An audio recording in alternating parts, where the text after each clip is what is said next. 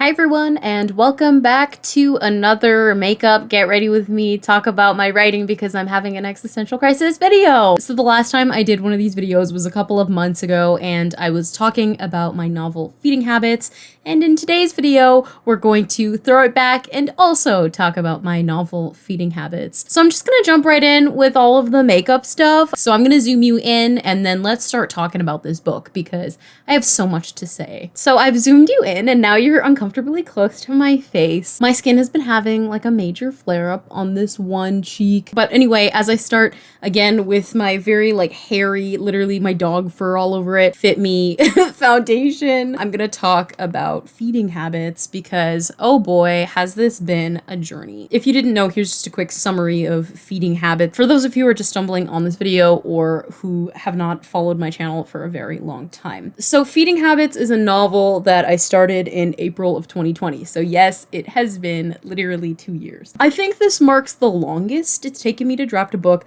It might be between this and Rewired. Rewired might have taken a bit longer. And Rewired, by the way, if you didn't know what that is book 6 of the main series of Fostered. I've been writing this really long series of books, again, called Fostered. It contains 6 main series books, the last of which is called Rewired, and I think I finished that in 2019. Then there is a spin-off series called the Mothwork series, and the second book in the spin-off series is called Feeding Habits, which is the book we're talking about today. This foundation is orange as hell on my skin tone. I'm giving Oompa Loompa right now, but I couldn't find my beauty blender. It's been a long time of me writing this book, and I feel like I've gone through so much writing it that I don't feel at all like the same person I was. It looks more orange than it on camera than it actually is in person. So you know what, like I'm not gonna care that much. So I started Feeding Habits in April of 2020 as a means to make myself feel better and also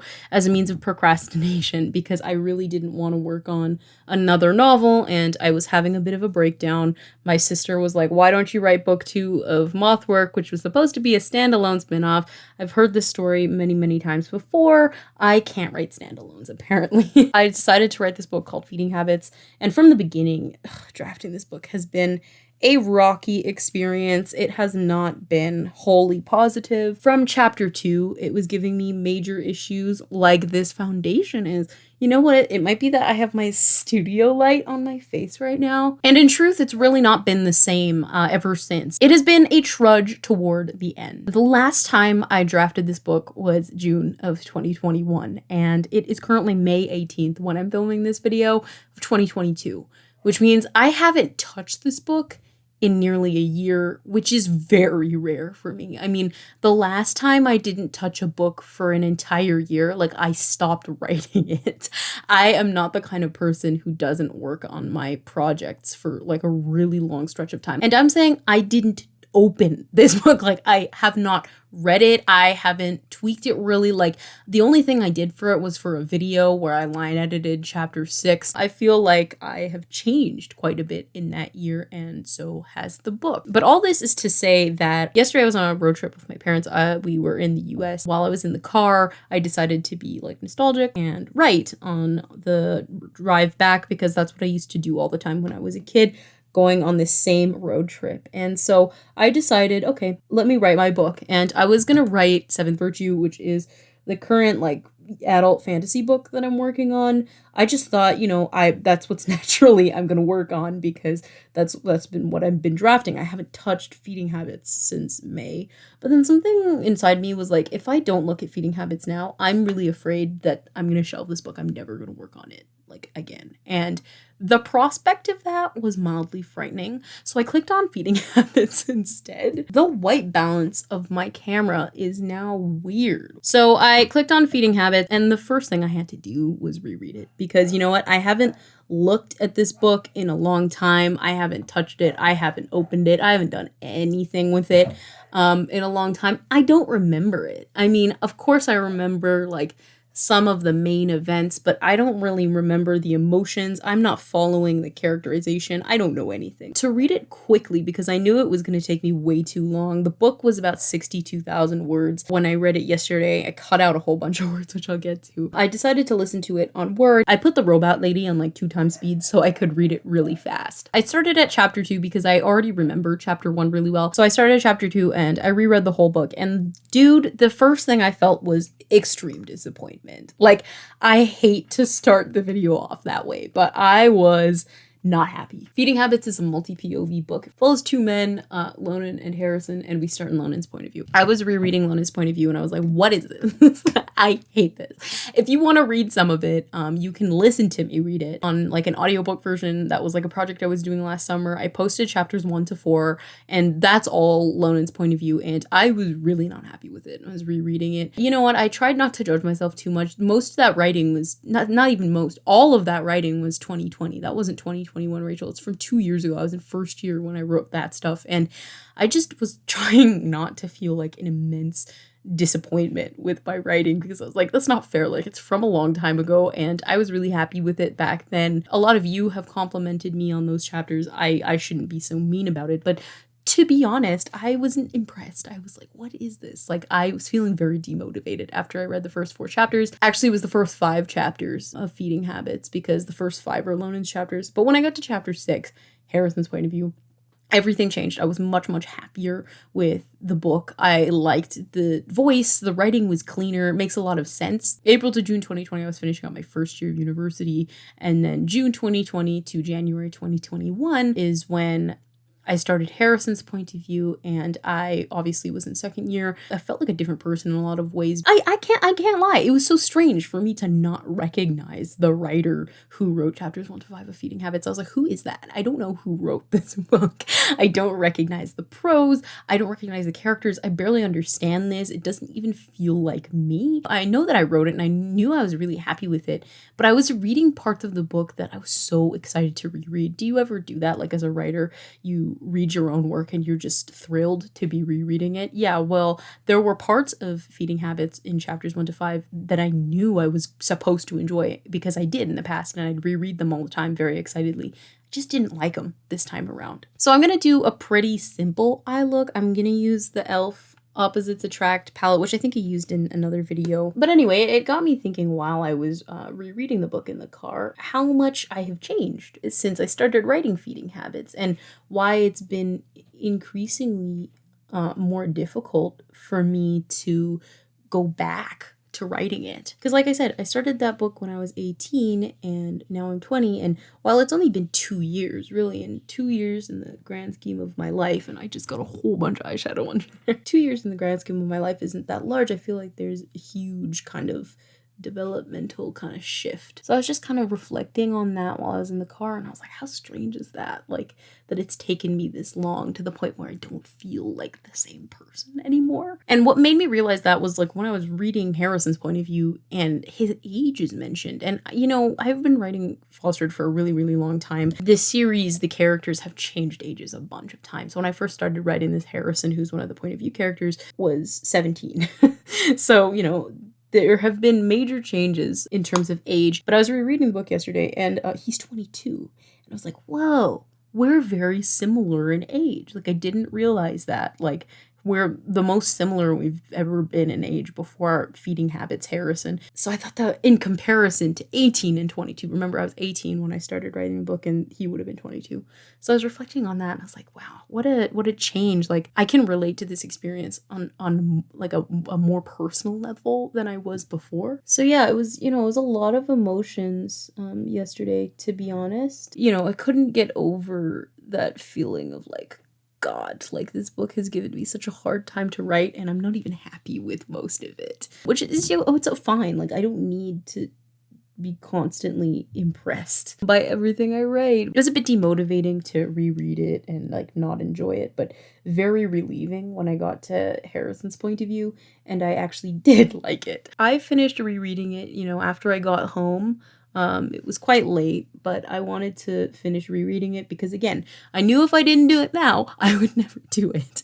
And I finished Harrison's point of view, which technically closed in Feeding Habits. He has, I think 4 chapters, but it's actually more words than Lonan. Lonan has 5 chapters, but his point of view, I think, is 20,000 words, and Harrison's is 24,000, if not a little bit more than that now. And when I finished Harrison's point of view and I went back into Lonan's, which is a chapter called Swan Song, which is allegedly the last chapter of the book, I was really disappointed. I felt that it was much better. The book was much better when we were just in Harrison's point of view, and I was almost a bit, I was let down that I switched back because it felt like I hadn't finished his point of view chapter. And honestly, that was frustrating. And I'll tell you why it was frustrating. Because last summer, I had the exact same thought.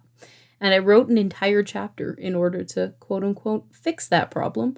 And that chapter was called Initial Condition. I was talking about how happy I was with that chapter. And I am. It's one of my favorite things I've written. I think it's really cool how I've structured it.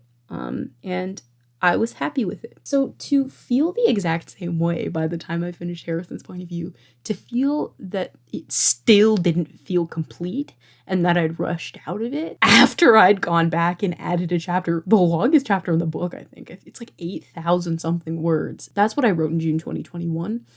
That was so crushing, man. Like, I was rereading Swan Song, which is, of course, the chapter where I jump back into Lonan's point of view. That was supposed to be the last chapter, just one big, 20,000 word chapter. I was rereading it, and I was so not happy with it. I was so this is not right for the end of the book. Chapter before Swan Song's 11, and the chapter before that, which is chapter 10, it's called Something Held. And I have a writing update on Something Held back when it was a thing, which I will link in the description. When I was rereading Something Held, which is the last chapter in Harrison's point of view, I realized it was all wrong. It was completely incorrect. I had totally messed up, the causal chain of the characterization almost. I'd broken what was supposed to actually occur in the characterization for what I had planned to occur. So essentially in Feeding Habits, I thought Feeding Habits was really about Lonan. It's essentially named after his experience. Feeding Habits is kind of like a term that I created to mimic kind of what's happening to Lonan in his relationship with his girlfriend, Eliza. So therefore, I thought the book was about him. I mean, it starts in his point of view. Mothwork was about Harrison. In some regards, it was still kind of about Lonan. I genuinely thought Feeding Habits is Lonan's thing. No doubt. But I was wrong. I reread chapters 1 to 5. Again, I wasn't that happy with them. I wasn't very impressed with them. I was so impressed with chapter 6, the first chapter in Harrison's point of view. You can watch me edit it. It's a majority of it is just posted online for you to read if you want to read it. I was happy with that chapter. I was happy with chapter 7. I was happy with chapter 8. And I was happy with chapter 9. By the time I got to chapter 10, I realized that I was writing the wrong person's story the whole time. And it's taken me 2 years since I started writing Feeding Habits to realize the story is not really Lonan and Eliza's story, Lonan and his girlfriend. This is Harrison's story. It's always been Harrison. That makes sense because Harrison was the main character of Mothwork, which is the first book in this series.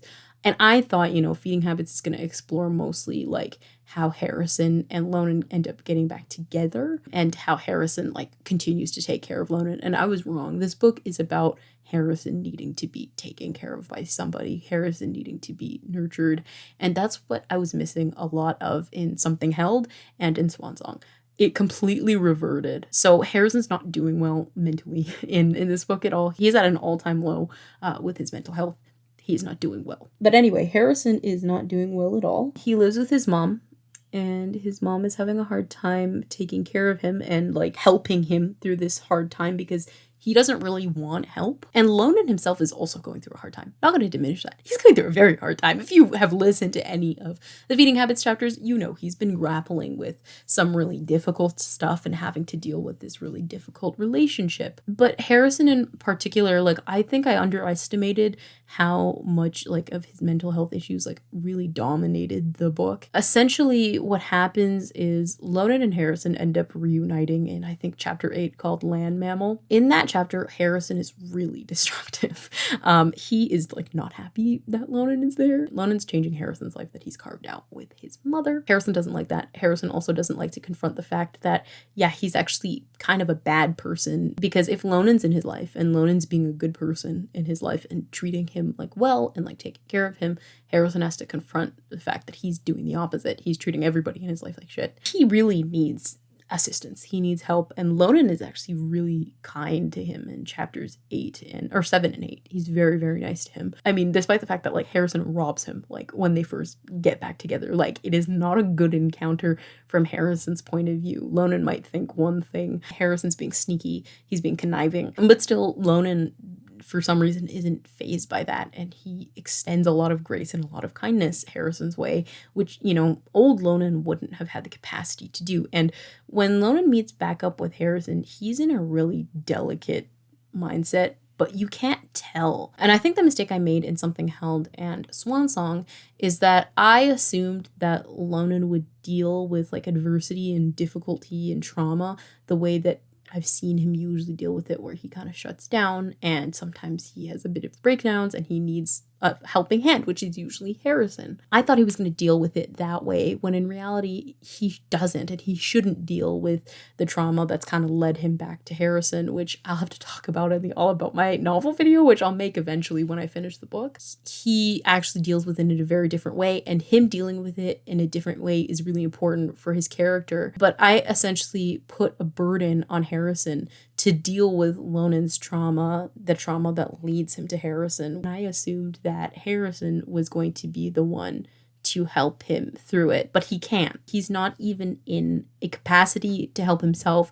So I don't know why I thought that he could help Lonan. And Lonan's not even looking for help. I don't even think he went there to help. I think he went there kind of as muscle memory, not necessarily because he needed somebody to cling to. Harrison's the one who needs somebody to cling to. So the character psychology completely switched up on me, and I was so surprised by that. So back to rereading the book. So I was rereading Something Held and Swan Song. I think one thing that I've realized has changed how the book kind of works is Seventh Virtue. So a bit of backstory is that I was supposed to write a book 3. I didn't really know what else to do with Fostered. I didn't really know, how to end it or what else I wanted to write. And so I was thinking, okay, what should I do? Do I want to continue writing the Mothwork series, or do I just want to finish Fostered? And of course I don't want to finish Fostered. I love Fostered. So I decided to write a book 3, and I'd come up with a plan back then. This is a couple of months before I started writing Seventh Virtue.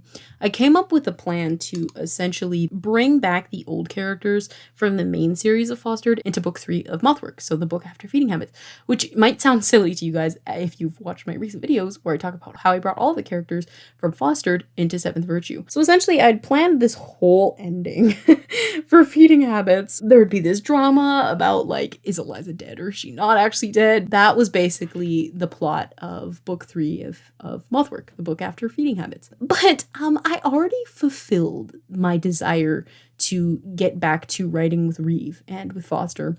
Last year, before May of 2021, I hadn't written with Reeve or Foster, who are characters who are really big in earlier books.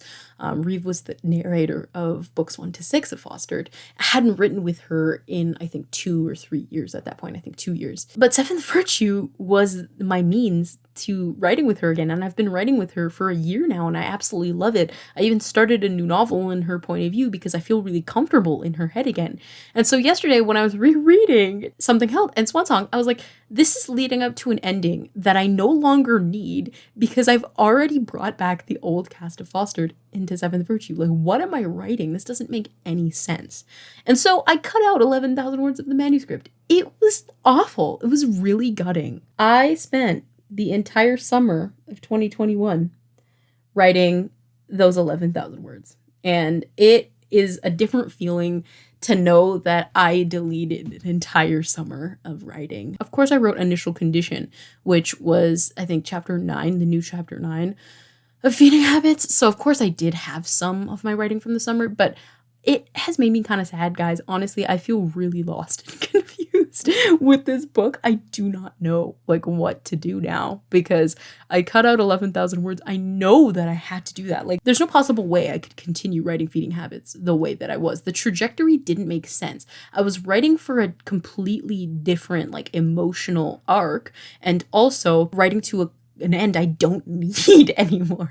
So it was the right choice, but that doesn't make it any easier, honestly. It kind of makes it harder because I know it's the right choice, but now I don't know what to do with the book because I took 4 months of progress and I put it away. I don't delete things. I put it into a trash pile document. I have told myself, you know, over the last 24 hours, you know, it's okay. Like I'm essentially gonna just kind of work from initial condition and that's gonna be fine. But I honestly am feeling kind of demotivated. Like I don't feel like it's gonna be fine. I'm struggling to figure out what to do. Oh god, I just blinked on my mascara. It really freaks me out to think that I might have to shelve this book.